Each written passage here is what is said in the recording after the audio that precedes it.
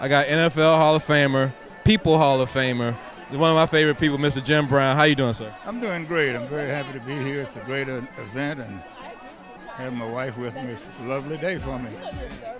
How does it feel? I mean, like, you know, yesterday Essence celebrated black men in Hollywood. Today they're celebrating black women in Hollywood. How does it feel just to have an organization like Essence take out the time to highlight some people that sometimes get overlooked?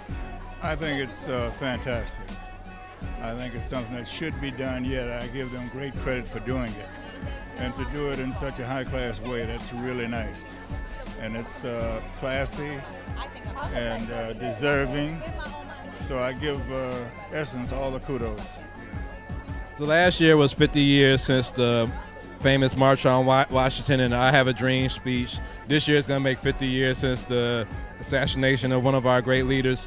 What do you think where we stand today to really fight for equality and fight for our issues? Like, where do we stand as a community in that fight, you know, 50 years later? Well, the advancement has been at the top, unfortunately. The masses of young black people are suffering. The violence is up. The lack of education is dominant. But when you talk about individuals in the movie business, football players, athletes, those individuals are reaping the benefit of a capitalistic society.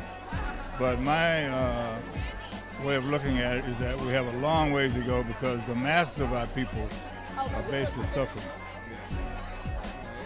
Is it one word you could say to this young generation on what's one thing they could do to kind of just stay aware and stay involved? Education. Just one word, education. I appreciate your time. Thank you, sir.